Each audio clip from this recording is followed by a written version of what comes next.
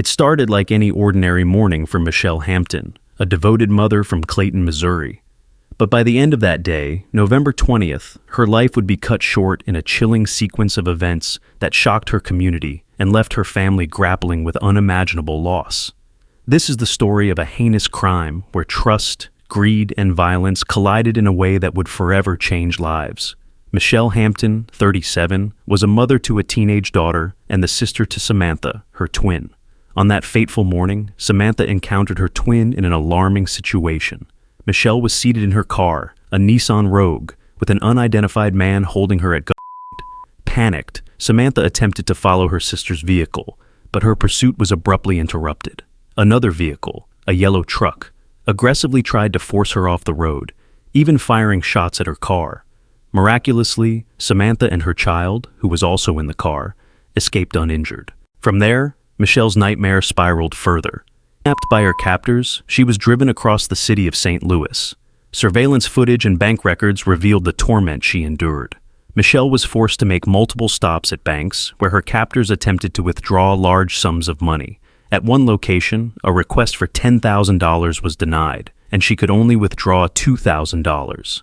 Further attempts at different banks also failed, as employees either rejected the transactions or demanded she come inside, prompting her captors to flee each time. The ordeal tragically culminated in a dark alley on Greer Avenue. Surveillance footage captured Michelle walking alongside a man, while the yellow truck followed closely behind. Moments later, the suspect stopped, raised a weapon, and shot Michelle multiple times before fleeing in the truck. She succumbed to her injuries on the scene, her life stolen by a senseless act of violence. Police swiftly launched an investigation, uncovering a trail of evidence that pointed to a grim and calculated crime. The yellow truck, which had been used during the abduction murder, was traced to an abandoned residence. Nearby, a dumpster contained items that matched those seen during the crime spree, including a sweatshirt. DNA evidence from the sweatshirt linked the crime to 43-year-old Anjuan Mosby. Mosby's connection to Michelle added another layer of betrayal to the case. He was not just a random perpetrator, he was the boyfriend of Samantha, Michelle's twin sister. Investigators revealed that Samantha had confided in Mosby about a $40,000 settlement that Michelle was holding for their brother. This revelation hinted at the motive behind the kidnapping: greed. But Mosby didn't act alone. Authorities identified 36-year-old Emmanuel Suarez as his accomplice. Suarez, whose DNA was also found on evidence from the truck, was arrested days later. Surveillance showed him driving the yellow truck in the days surrounding Michelle's death, cementing his involvement. The investigation pieced together a harrowing timeline. The truck used in Michelle's kidnapping was reported stolen and had been linked to other crimes, including attempted ATM burglaries in St. Louis.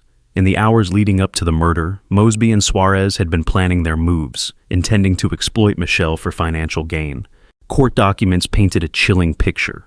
Mosby reportedly told investigators that his initial plan was to release Michelle after extracting money from her. But when their attempts at the banks fell short, the plan took a sinister turn.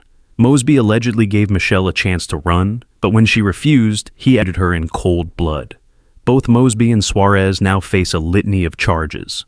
Mosby, who has a history of at least 15 felony convictions, is charged with kidnapping resulting in death, an offense that could carry the death penalty if he's convicted. Suarez, too, faces charges including first-degree murder and robbery, with the possibility of 15 years in prison for weapon possession alone. Thank you for watching. Please like and subscribe for more true crime stories. Stay tuned for our next case.